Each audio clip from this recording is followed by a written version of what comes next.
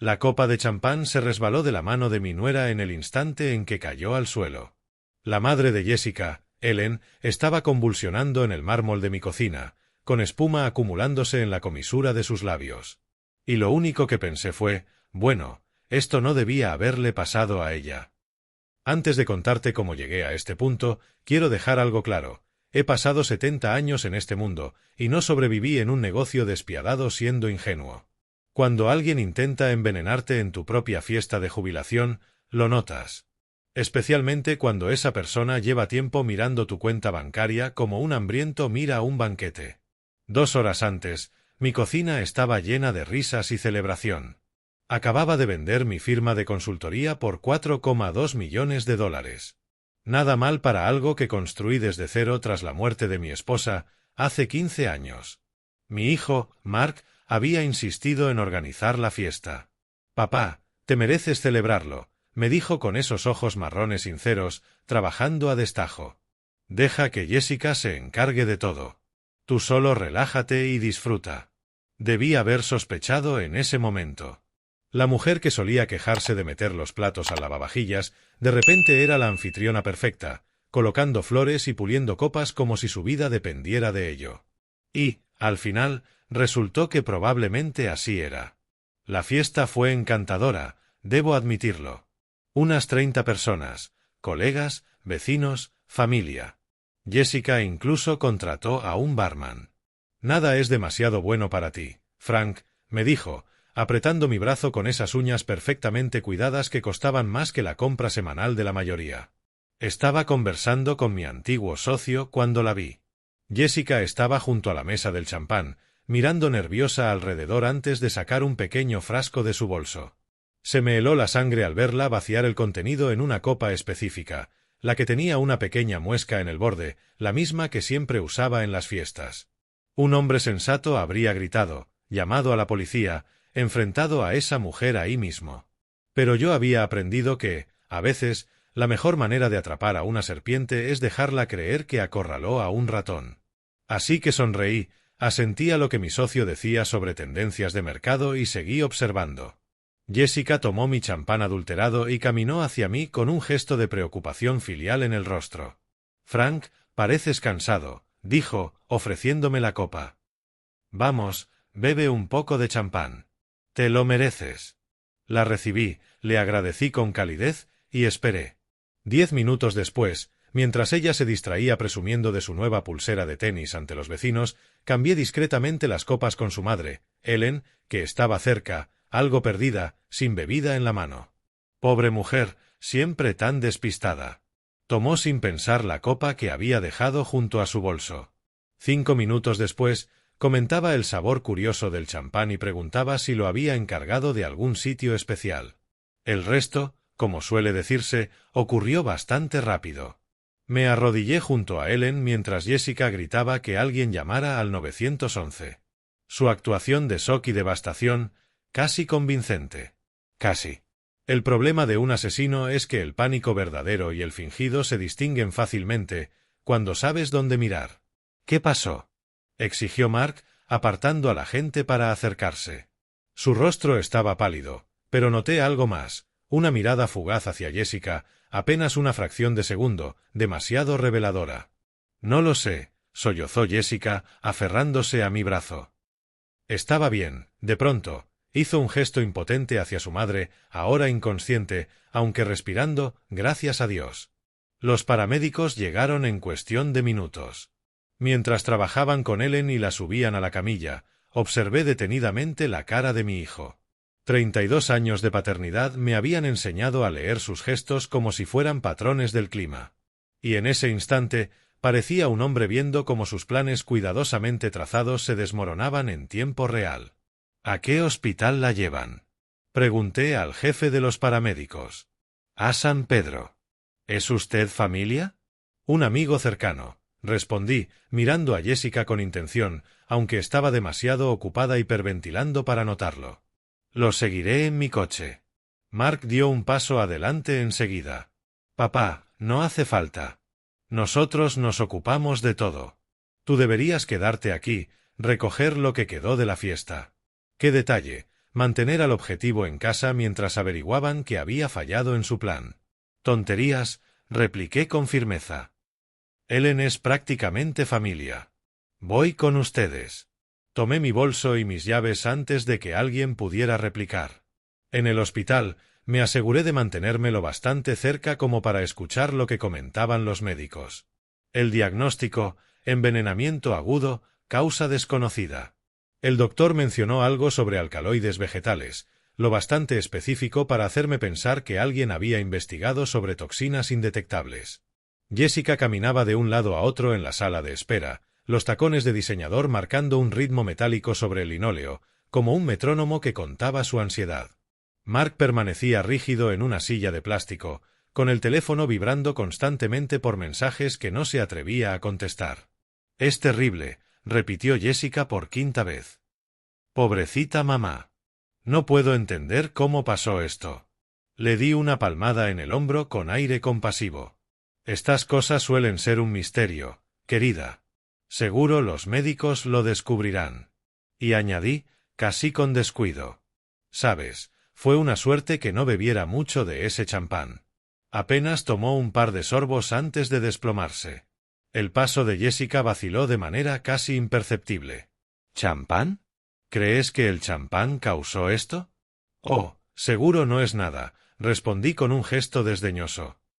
«Solo la mente de un viejo, viendo patrones donde no los hay».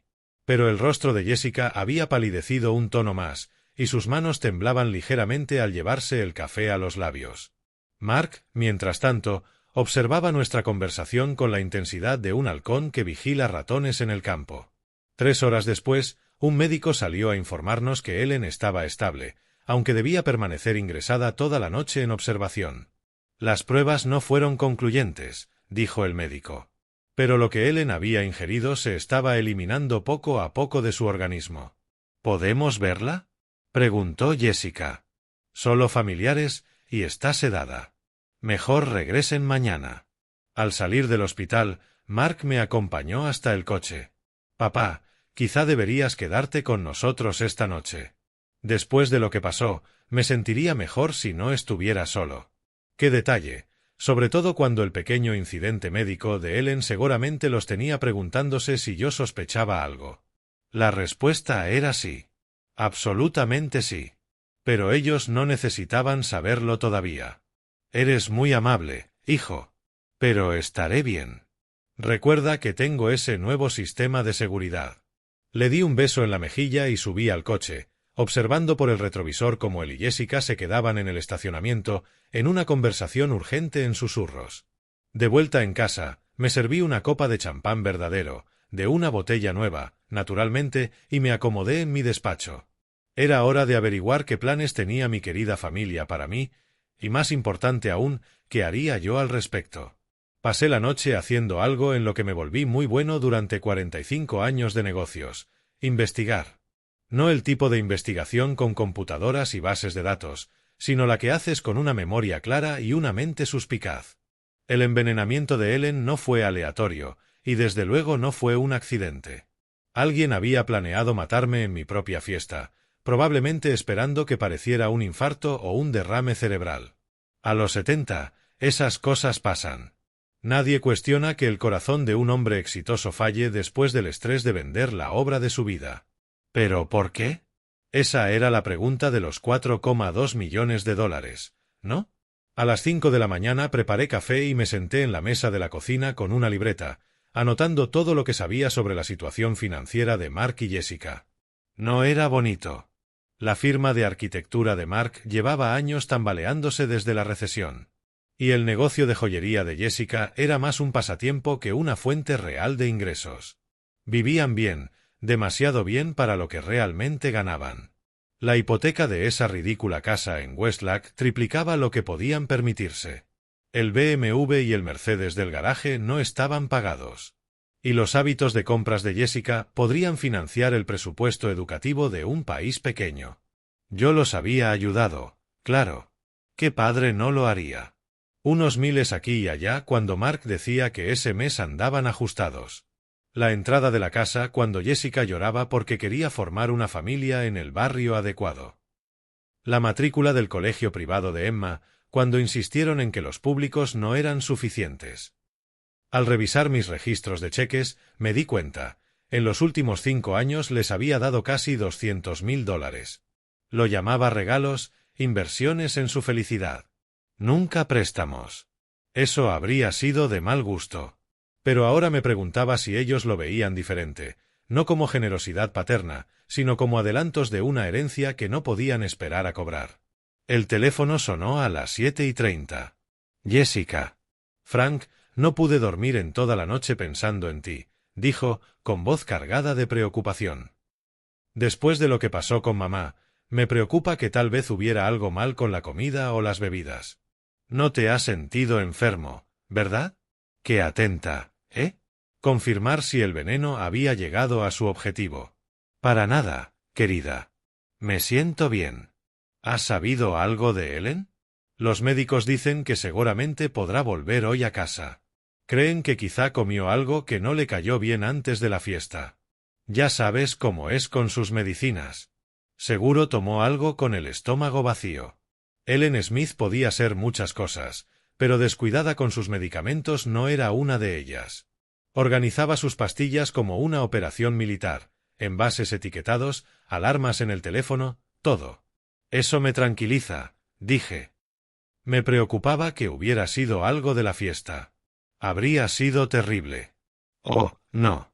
Definitivamente no, respondió Jessica con rapidez. Los doctores fueron muy claros. No fue intoxicación alimentaria. Solo una de esas cosas. Curioso cómo quería cerrar de inmediato cualquier investigación sobre lo ocurrido en mi casa, casi como si temiera que alguien analizara el champán que aún quedaba. Al colgar, fui a la cocina. La botella que Jessica había abierto para la fiesta seguía allí, llena hasta 3/4, posando inocente sobre la encimera. Me pregunté qué pasaría si la mandara a analizar a un laboratorio. No es que necesitara pruebas para mí, yo sabía lo que había visto. Pero tener evidencia podría resultar útil más adelante. El timbre sonó a las 9. Era Mark, en mi porche, con una caja de pasteles de mi panadería favorita. Su imagen perfecta de hijo preocupado. Pensé que querrías desayunar, dijo, besándome la mejilla. Seguro no comiste mucho ayer con todo lo que pasó.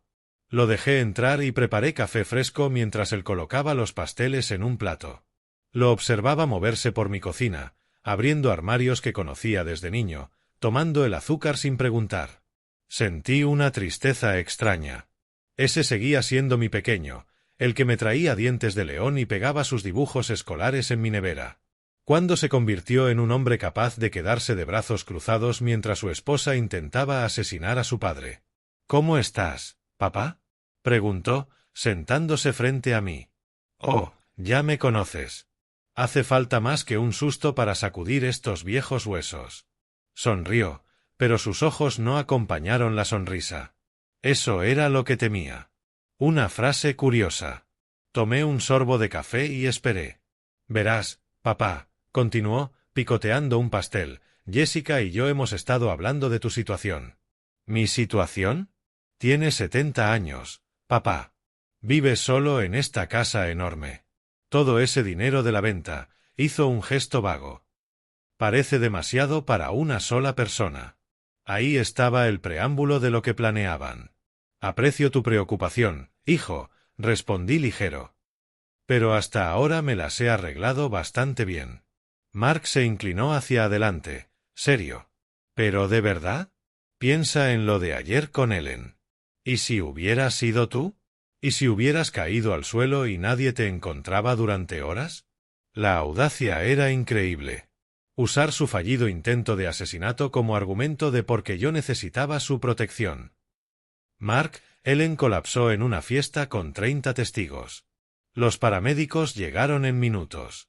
No lo llamaría precisamente una advertencia sobre vivir solo. No es eso lo que quiero decir. Pasó la mano por su cabello, ese gesto que hacía desde adolescente cuando estaba a punto de pedirme algo que sabía que rechazaría. Mira, Jessica y yo hemos estado investigando.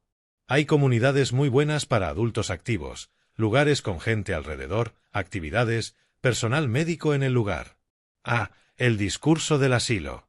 Qué conveniente que ya hubieran investigado opciones para mí. Qué considerados, dije. Supongo que ya tienen algo en mente. En realidad, sí. Sacó el teléfono y me mostró la página brillante de una web, Pleasant Valley Residences. Está a solo 20 minutos de nuestra casa. Podríamos visitarte todo el tiempo. Tienen campo de golf, spa, actividades culturales, más un resort que un asilo. Estudié las fotos de ancianos sonrientes jugando al bridge y haciendo aeróbic acuático. Todos tan tranquilos, probablemente gracias a una buena dosis de medicación. Lo único, continuó Mark, es que suele haber lista de espera. Pero si alguien quiere mudarse de inmediato, debe pagar la cuota de entrada completa. Son unos $75,000, pero cubre todo: vivienda, comidas, atención médica de por vida. $75,000. Eso haría un buen hueco en mis activos líquidos, ¿verdad? Y una vez acomodado en Pleasant Valley, ¿quién tendría poder notarial sobre los otros 4,1 millones? ¿Quién tomaría las decisiones sobre mi cuidado y sobre mi dinero? Suena encantador, dije. Pero ya sabes, soy muy feliz aquí. Esta casa guarda tantos recuerdos de tu madre. Papá, mamá lleva 15 años muerta. ¿No crees que ya es hora de empezar un nuevo capítulo? La suave preocupación en su voz me tocó el corazón. Si no hubiera visto lo que vi anoche, quizá hasta habría considerado su sugerencia. Mi hijo, preocupado por su padre envejecido, queriendo asegurarse de que estuviera seguro y cuidado. Habría sido conmovedor. En cambio, fue aterrador. Lo pensaré, respondí al fin. Es una decisión importante. El alivio de Mark fue evidente. Por supuesto, tómate todo el tiempo que necesites. Quizá podamos ir a verlo la próxima semana. Quizá. Me levanté y comencé a recoger los platos del desayuno. Sabes, debería llamar a Ellen hoy. Asegurarme de que se siente mejor. En realidad, papá, dijo Mark, Jessica me pidió que te dijera que Ellen necesita descansar unos días. El médico dijo que las visitas podrían ser demasiado estimulantes mientras se recupera. ¡Qué conveniente! Mantenerme lejos de la víctima hasta que el veneno saliera de su sistema y no pudiera recordar claramente los detalles. Cuando Mark se fue, me quedé en el despacho pensando en el timín. Habían esperado hasta que vendiera la empresa para dar el golpe. Inteligente. Si hubiera muerto 6 meses antes, mis 4,2 millones habrían ido a parar igualmente a Mark según mi testamento. Pero como regalo de un hombre vivo, las implicaciones fiscales eran distintas. Matarme ahora, especialmente si podían fabricar signos de deterioro mental, les daría base para impugnar cualquier cambio reciente en mi herencia. El teléfono sonó. Era mi abogado, David Carter, devolviendo la llamada que le había hecho antes. Frank, qué gusto oírte. ¿Cómo estuvo la fiesta de jubilación? Movida, respondí. David, necesito verte pronto. ¿Está todo bien? Miré por la ventana de mi despacho hacia el jardín que mi esposa había plantado 20 años atrás. Las rosas florecían hermosas pese a que nadie las cuidaba más que este viejo hombre, aparentemente incapaz de gestionar su propia vida. No estoy seguro, dije. Pero creo que estoy a punto de averiguarlo. David Carter llevaba siendo mi abogado 20 años, lo que significaba que me había acompañado en la muerte de mi esposa, la construcción de mi negocio y cada decisión importante desde entonces. Delgado, preciso, un hombre que mantenía las emociones bajo estricto control. Exactamente el tipo de abogado que quieres cuando sospechas que tu familia intenta matarte. Su oficina estaba en el piso 15, con vistas al centro. Maderas oscuras, sillones de cuero diseñados para inspirar confianza. Siempre me sentía seguro allí, rodeado de libros de derecho y el sutil aroma de un perfume caro. Cuéntamelo todo, dijo, después de que su secretaria trajera café y cerrara la puerta. Le relaté cada detalle de la fiesta, el colapso de Ellen, la visita de Mark esa mañana. David escuchó sin interrumpir, tomando notas en su libreta. ¿Estás seguro de lo que viste? Preguntó cuando terminé. Tan seguro como de que estoy sentado en esta silla. David se recostó, golpeando suavemente su bolígrafo contra los labios. El problema es probar la intención. Jessica podría alegar que estaba echando algo inocuo al champán, un suplemento, un saborizante, algo personal. Sin analizar lo que queda en la botella, no tenemos evidencia de intento de homicidio.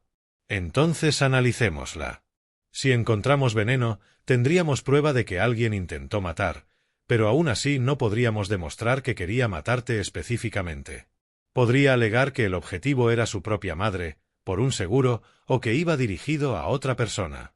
No había considerado esa posibilidad. Incluso con pruebas de envenenamiento, podrían escapar de un cargo de homicidio. Intento de asesinato, sí. Pero nada más. Frank, hay algo más de lo que debemos hablar, dijo David, serio. Si están dispuestos a matarte por tu dinero, quizá intenten otros métodos primero. Demandas legales sobre tu competencia, por ejemplo. ¿En qué base? Tu edad, el hecho de que vives solo, el estrés de vender la empresa. Si logran establecer un patrón de capacidad mental en declive, podrían solicitar la tutela. Y una vez tengan control legal sobre tu persona, controlan tus bienes. De pronto, la insistencia en la residencia de ancianos cobraba un nuevo sentido. Aislarme, rodearme de médicos dispuestos a documentar signos de confusión o demencia, sobre todo si eran bien pagados por esas observaciones. ¿Qué debo hacer? David abrió un cajón y sacó una carpeta gruesa. Primero, documentar tu estado mental actual. Haré que te evalúe un psiquiatra geriátrico, alguien especializado en peritajes de competencia en clientes mayores. Que quede en los registros de inmediato. Después, nos pondremos creativos con tu planificación patrimonial. Su sonrisa fue afilada. Si Mark y Jessica quieren jugar con tu dinero, haremos que jueguen bajo tus reglas. Pasamos las siguientes 2 horas revisando opciones, estructuras de fideicomiso para complicar cualquier impugnación, directivas médicas que especificaran exactamente quién podía y quién no tomar decisiones de salud en mi nombre, mecanismos financieros que dispararían auditorías automáticas si alguien intentaba acceder a mis cuentas sin autorización. Hay una cosa más, dijo David cuando me levantaba para irme. Por lo que me contaste anoche, creo que deberías considerar tu seguridad personal. Si lo intentaron una vez, lo harán de nuevo, con más cuidado. Recordé la sugerencia de Mark de quedarme en su casa la noche anterior. Qué conveniente habría sido. Un viudo afligido por la enfermedad repentina de una amiga, quizá tomando un sedante para dormir, tan fácil para un anciano confundido excederse en la dosis. ¿Qué recomiendas? Cámaras de seguridad, sensores de movimiento, un sistema de botón de pánico. Conozco una empresa que protege a individuos de alto patrimonio. Individuos de alto patrimonio. Así era como me llamaban ahora. Lo suficientemente rico como para ser asesinado. De camino a casa, observaba cada coche en el retrovisor, preguntándome si me seguían. Probablemente paranoia.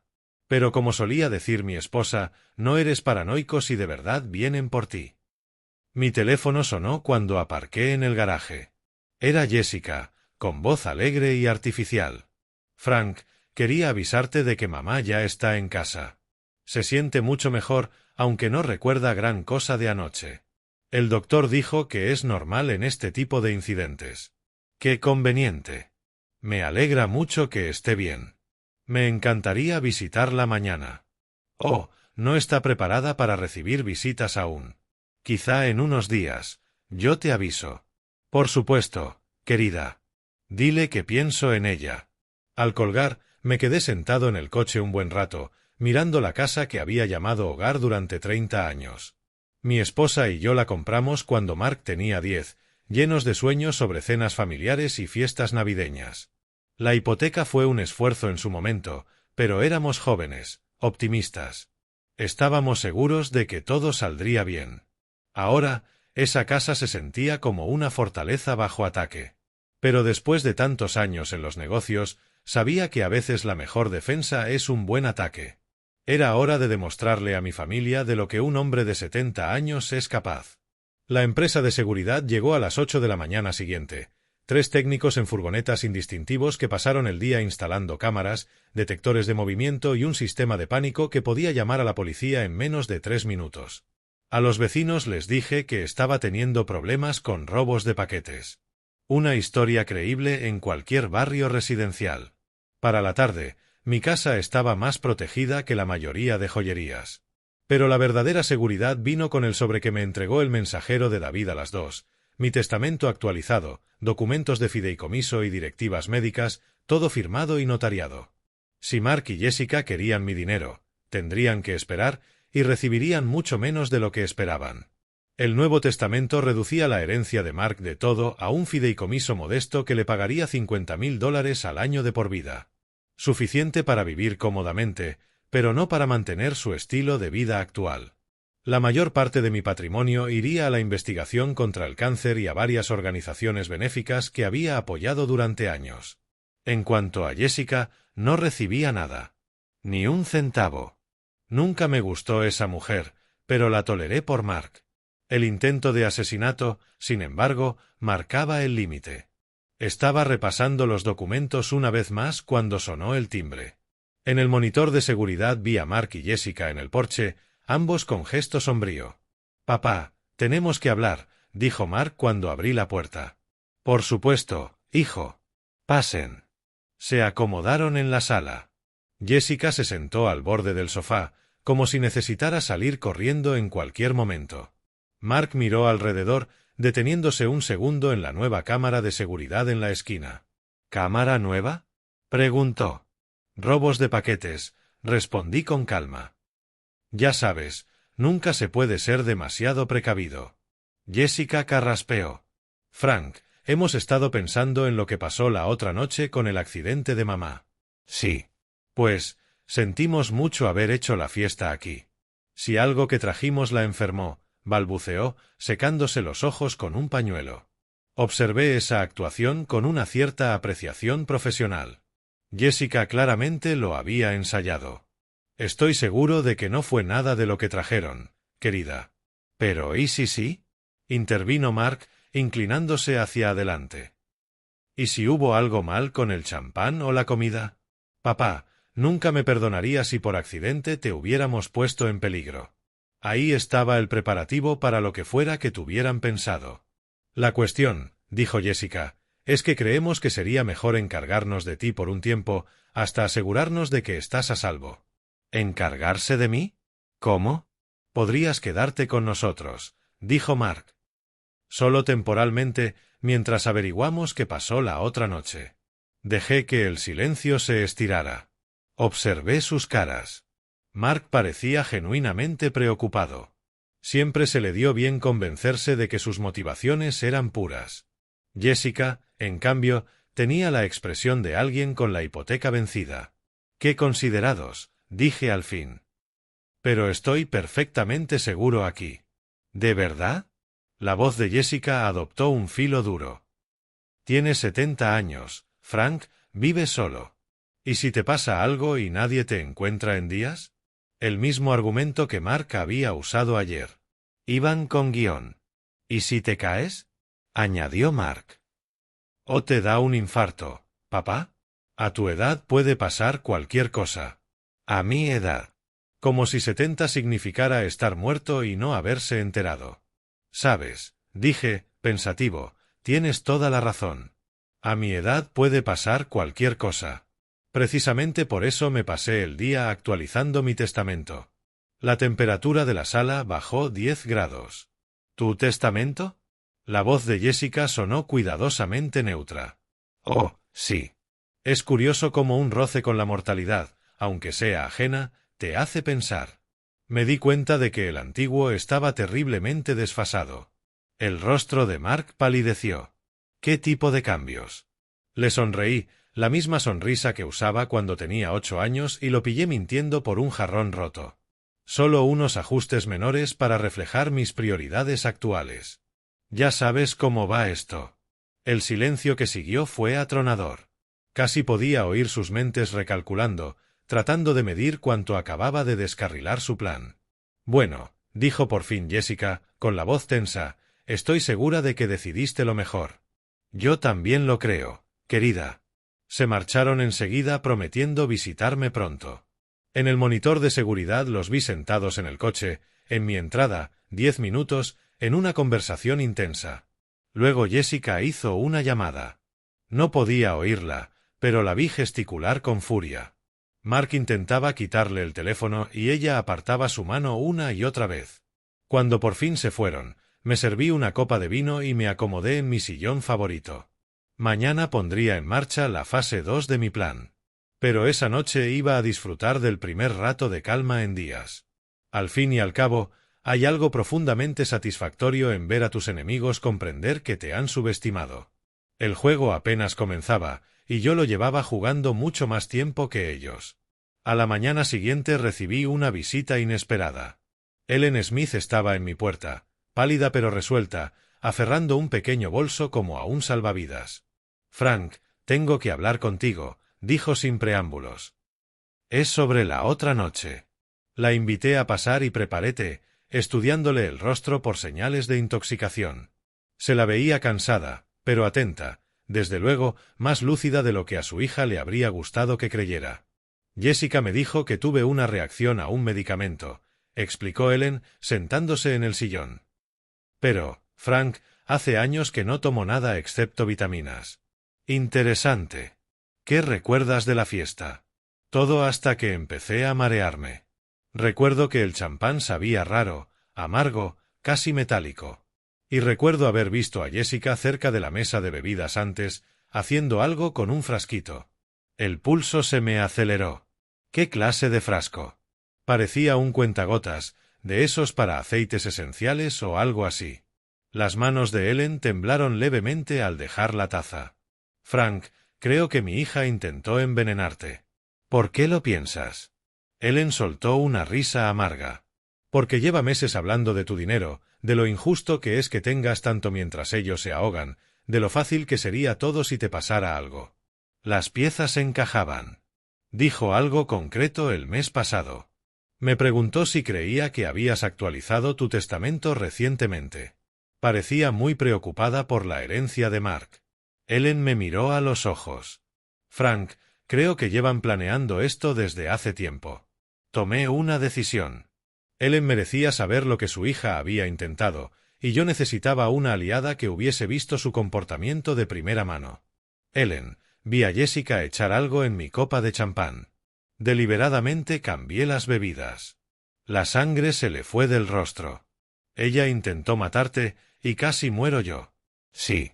Nos quedamos en silencio un momento, asimilando la magnitud de lo ocurrido. «¿Qué vas a hacer?», preguntó por fin. «Voy a darles exactamente lo que quieren», dije. «Solo que no del modo en que esperan conseguirlo». Ellen alzó una ceja. «¿Qué significa eso?» «Que tu hija y mi hijo están a punto de aprender que algunos juegos tienen apuestas más altas de lo que imaginan». Después de que Ellen se fue, hice una llamada a un viejo contacto de negocios. Patricia Davis dirigía una firma de investigación privada especializada en espionaje corporativo y verificación de antecedentes. Habíamos trabajado varias veces cuando necesitaba información sobre posibles socios. Frank Anderson, la voz de Patricia sonó cálida al teléfono. «Me enteré de la venta. Enhorabuena». «Gracias, Patricia. Necesito un favor. Personal». «¿Qué tipo de favor?» «Necesito saber todo sobre las finanzas de mi hijo. Cuentas bancarias, tarjetas, préstamos, inversiones, todo». Hubo una pausa. «Frank, ¿estás seguro? La información familiar puede ser incómoda». «Estoy seguro. Dame 48 horas». Mientras Patricia hacía su magia, ejecuté la siguiente fase de mi plan. Llamé a Mark y le pedí que almorzáramos en nuestro antiguo restaurante, donde celebramos su graduación, su boda, el nacimiento de Emma. Llegó nervioso, revisando el teléfono a cada rato. «¿Cómo te sientes, papá? Sonabas preocupado cuando llamaste». «He estado pensando en lo que dijisteis sobre mi seguridad, sobre planificar el futuro». Su cara se iluminó. «Y creo que tenéis razón. Es hora de hacer algunos cambios». Mark se inclinó hacia adelante, ansioso. «¿Qué tipo de cambios?» «He estado mirando lo de Pleasant Valley, el sitio que mencionaste. Los llamé esta mañana». «Eso es maravilloso, papá. Creo que te gustará. Tienen una plaza, pero hay que ocuparla rápido. Hay otra persona interesada en la misma unidad». «¿Qué tan rápido?» «La semana que viene». Habría que pagar la cuota de ingreso antes del viernes para asegurarla. La emoción de Mark era palpable. No hay problema. Quiero decir, tienes el dinero de la venta. Claro que lo tengo. Solo que, es un paso grande. Pensé que quizá tú y Jessica podríais ayudarme con el papeleo, aseguraros de que tomo la decisión correcta. Por supuesto. Encantados de ayudar. Sonreí a mi hijo, memorizando su rostro. En unos días, esa expresión ansiosa sería muy distinta. Solo hay una cosa, añadí, como al pasar. El centro exige que todos los residentes tengan un poder notarial registrado, alguien que tome decisiones si quedan incapacitados. Esperaba que tú asumieras eso. Claro, papá. Lo que necesites. Perfecto. Mark creía que me estaba empujando a entregarle el control de mi dinero. En realidad, caminaba directo a mi trampa. Patricia llamó el jueves por la mañana con su informe. Escuché con creciente desazón mientras detallaba la situación financiera de Mark y Jessica. Era peor de lo que imaginaba. Están apalancados hasta las cejas, dijo Patricia. La casa refinanciada 3 veces. 2 hipotecas y una línea de crédito sobre el hogar al límite. Deudas de tarjetas por encima de $80,000. ¿Cómo han estado pagando? A duras penas. El negocio de Mark da pérdidas desde hace 2 años. Usan unas tarjetas para pagar otras. Señales clásicas de desesperación financiera. ¿Algo más? Jessica sacó una póliza de vida a tu nombre hace 6 meses. $500,000, con ella como beneficiaria. Se me heló la sangre. ¿Cómo es legal? Alegó interés asegurable como nuera y cuidadora. La aseguradora habrá supuesto que Mark era el beneficiario real y que Jessica solo gestionaba papeles. Una póliza de vida. Llevaban planeando mi muerte meses, no días. Hay otra cosa, Frank. Mark ha estado haciendo pagos regulares a alguien llamado Dr. Richard Adams, psiquiatra geriátrico. ¿Para qué? Aún no lo sé, pero los pagos empezaron hace 3 meses. Pequeñas cantidades, como honorarios de consulta. Dr. Richard Adams. Anoté preguntar a David por él. Esa tarde, Mark y Jessica llegaron a mi casa con una carpeta llena de papeleo de Pleasant Valley Residences. Desplegaron los documentos sobre mi mesa del comedor como generales planeando una batalla. Este es el contrato de admisión, explicó Jessica, señalando un tocho de papeles. Y este es el formulario de declaración financiera. Enumera todos tus activos para calcular las cuotas mensuales. Muy exhaustivo, observé, revisando. Querían acceso a todas mis cuentas, inversiones, todo. Aquí está el poder notarial, añadió Mark, deslizando otro documento. Es bastante estándar. Solo me da autoridad para manejar tus asuntos financieros si tú no puedes. Leí con atención. Era mucho más amplio de lo que Mark sugería. Con esa firma, tendría acceso inmediato a mis cuentas y carteras, y autoridad para cualquier decisión financiera en mi nombre. Esto parece bastante amplio, dije. ¿De verdad necesito darte tanta autoridad? Papá, es solo una precaución, dijo Mark. El centro lo exige y, siendo honestos, a tu edad es mejor que alguien más joven gestione lo complejo. A mi edad. Otra vez. ¿Y si cambio de opinión sobre Pleasant Valley? Pregunté. ¿Puedo revocar esto? Mark y Jessica se miraron rápido. Técnicamente sí, dijo Jessica, pero el centro es muy estricto con residentes que intentan irse. Hay evaluaciones médicas, periodos de espera. Es complicado. Por supuesto que lo era. Una vez firmara y me mudara, controlarían mi dinero y podrían dificultar mi salida, sobre todo si el Dr. Richard Adams estaba listo para evaluar mi competencia. Necesito pensarlo durante la noche, dije, recogiendo los papeles. Es una decisión grande. El rostro de Mark se vino abajo. Papá, recuerda que tenemos que enviar todo mañana si quieres esa unidad. Lo entiendo. Mañana por la mañana tendrás mi respuesta. Cuando se fueron, llamé a David Carter. David, ¿qué puedes decirme del Dr. Richard Adams? ¿Adams? Es psiquiatra geriátrico, especializado en evaluaciones de competencia en pacientes mayores. ¿Por qué? Mi hijo le ha estado pagando consultas. Hubo una larga pausa. Frank, Adams tiene fama de ser flexible con familias preocupadas por el juicio de un pariente mayor. Sus informes tienden a apoyar el resultado que la familia busca. ¿Quieres decir que está dispuesto a declarar incompetente a alguien por dinero? No podría afirmarlo oficialmente, pero he visto varios casos en los que su evaluación permitió a familias tomar control de los bienes del anciano. La imagen se volvió cristalina. Mark y Jessica no solo querían mi dinero, tenían un plan integral para conseguirlo. Meterme en Pleasant Valley con la excusa de la seguridad y los cuidados. Usar el poder notarial para acceder a mis cuentas. Y si me resistía o quería irme, hacer que el Dr. Adams me declarara mentalmente incompetente. Realmente ingenioso. Si no hubiera visto a Jessica envenenar el champán, quizá habría caído en su trampa. David, necesito que me prepares algo, dije. Y lo necesito para mañana por la mañana. ¿Qué clase de algo? Del tipo que le enseña a mi familia una lección que no olvidarán. Esa noche, repasé el plan una vez más en mi despacho. Tenía que ser perfecto. Mañana, Mark y Jessica recibirían exactamente lo que se merecían. Pero antes, me faltaba una llamada. El viernes amaneció gris y lluvioso, de ese clima que vuelve todo siniestro. Perfecto para lo que tenía en mente. Mark y Jessica llegaron puntuales a las 9, vestidos como para una reunión de negocios, que, de algún modo, lo era. ¿Te decidiste, papá?, preguntó Mark, instalándose en la sala con una emoción apenas contenida. Sí. Saqué la documentación de Pleasant Valley, firmada y notariada.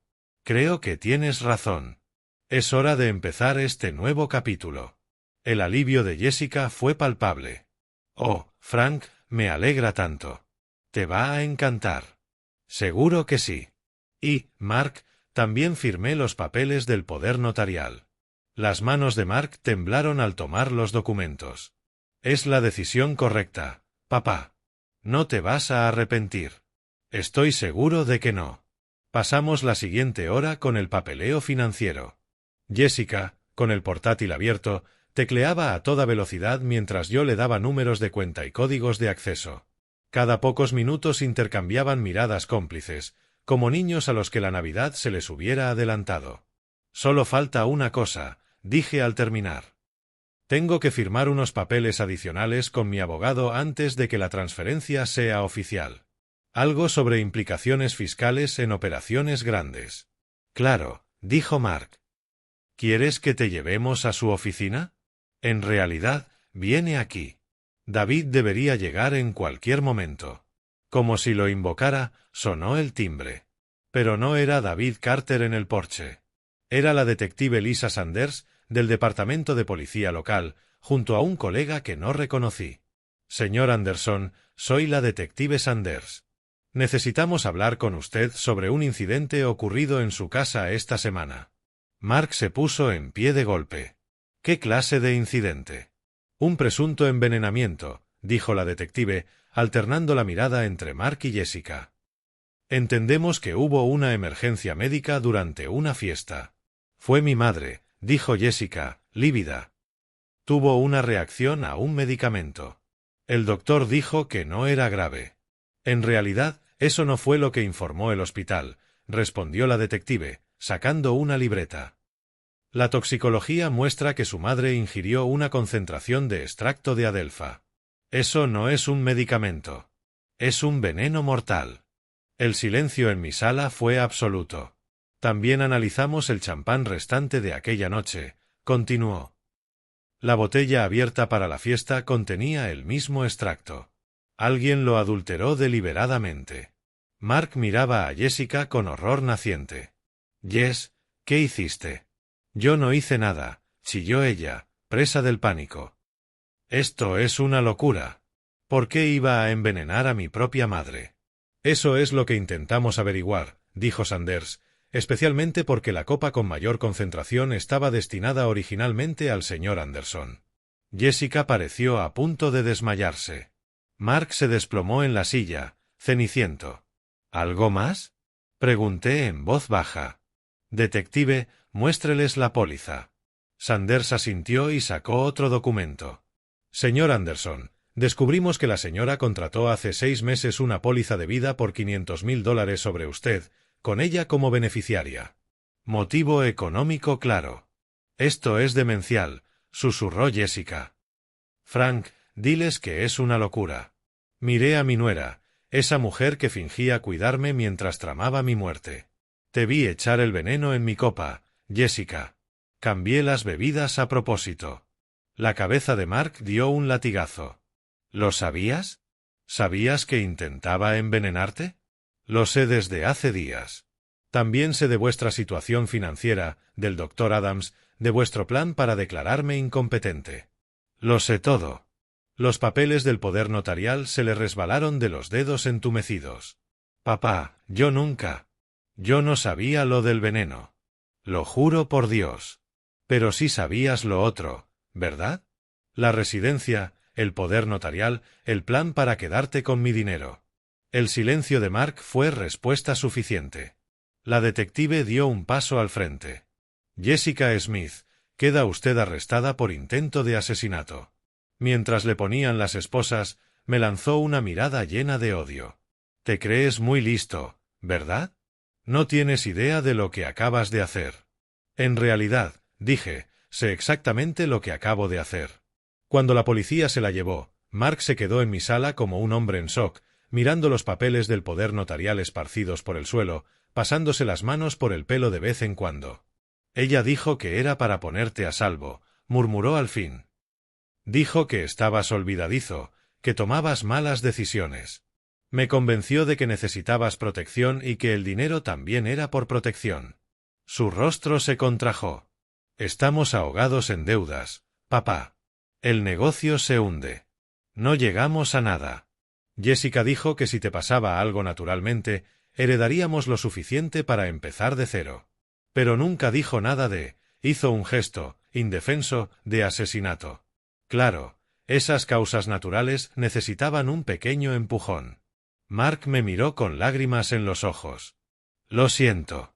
Lo siento tanto, papá. Nunca quise hacerte daño. Estudié su cara, buscando la verdad detrás del arrepentimiento. Una parte de mí quería creerle, pensar que Jessica lo había manipulado. Pero llevaba demasiado tiempo en los negocios para ignorar las señales.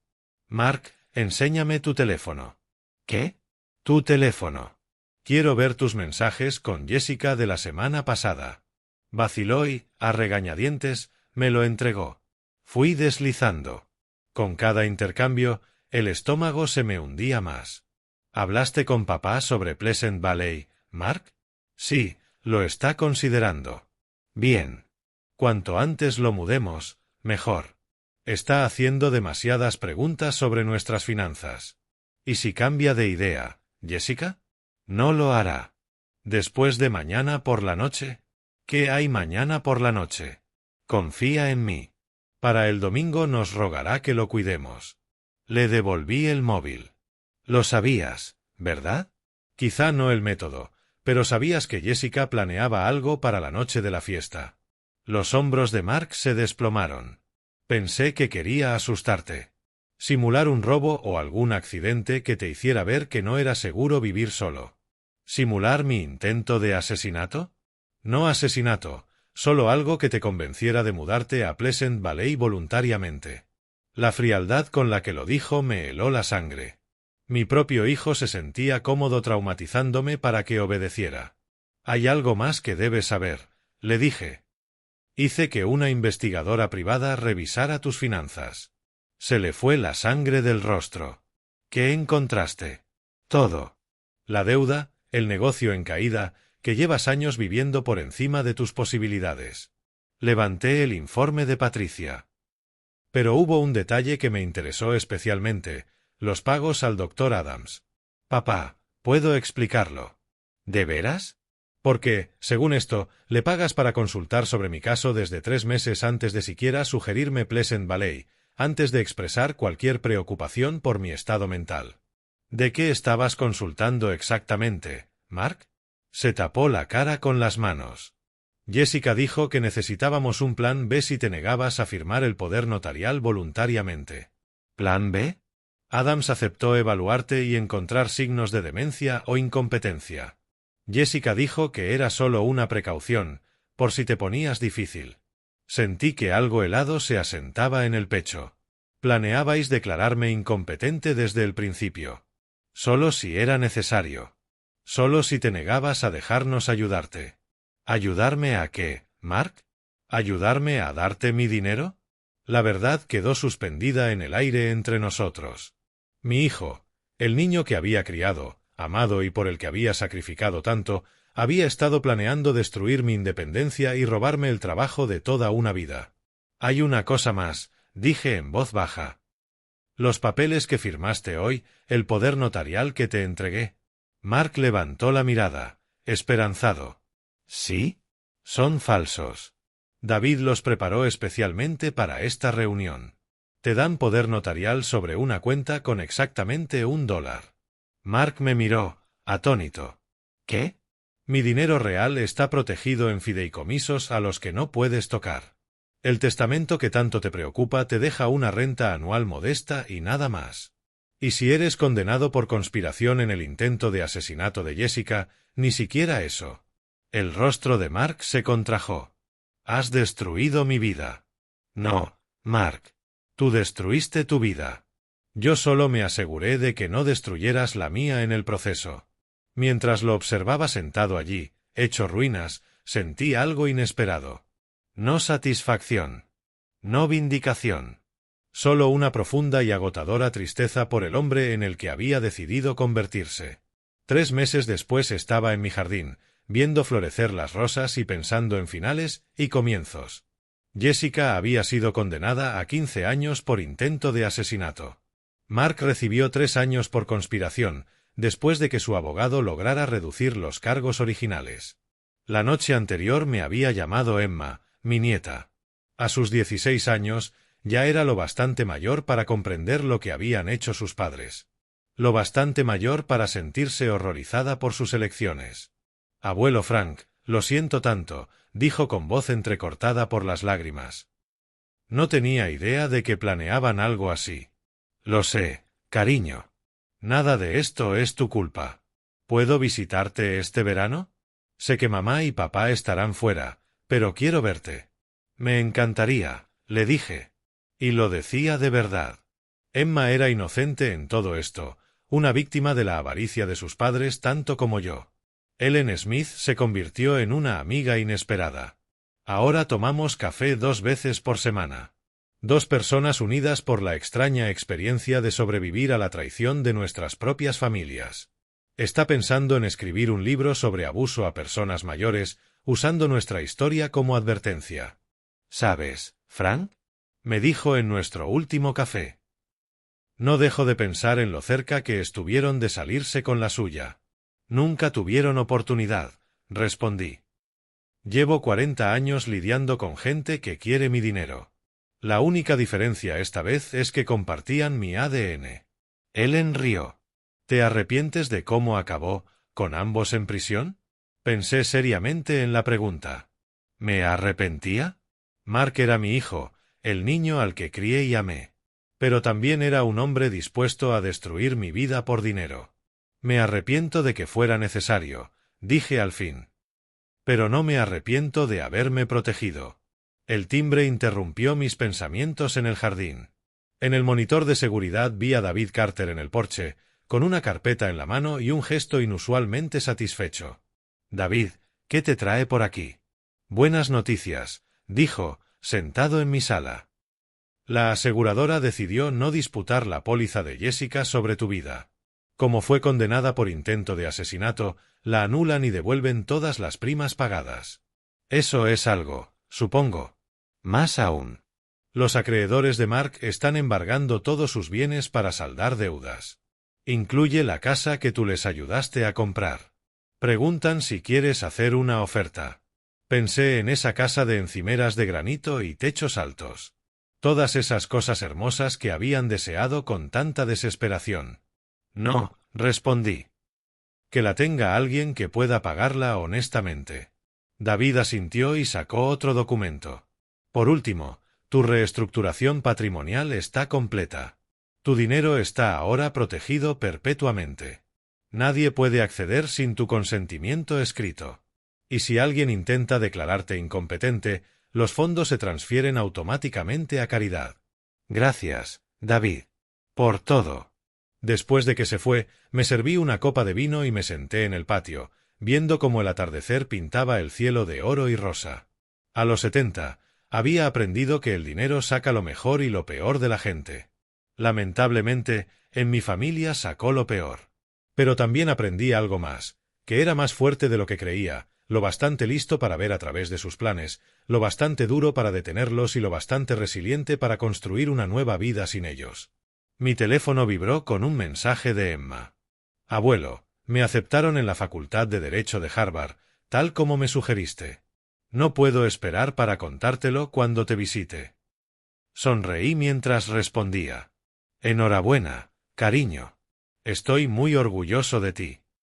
Quizá esa era la verdadera victoria. No detener el plan de Mark y Jessica, sino asegurar que la siguiente generación tuviera la oportunidad de elegir mejor. Que Emma creciera sabiendo que el dinero es una herramienta, no un objetivo. Que la familia significa apoyo y amor, no explotación ni codicia.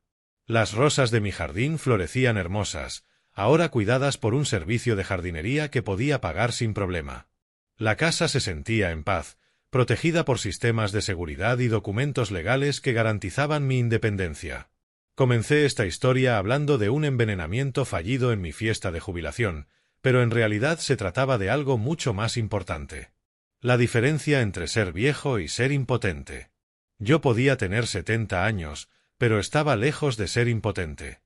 Y cualquiera que intentara poner a prueba esa teoría aprendería, como aprendieron Mark y Jessica, que subestimar a un hombre mayor y astuto es un error muy caro. A veces, la mejor venganza es simplemente vivir bien, y asegurarte de que quienes intentaron herirte nunca disfruten de los frutos de sus intrigas. Yo había hecho ambas cosas, y esa noche dormiría tranquilo sabiendo que era así. Al fin y al cabo, a mi edad, un buen descanso vale más que todo el dinero del mundo. El hecho de que yo tuviera ambas cosas era, simplemente, un bonus.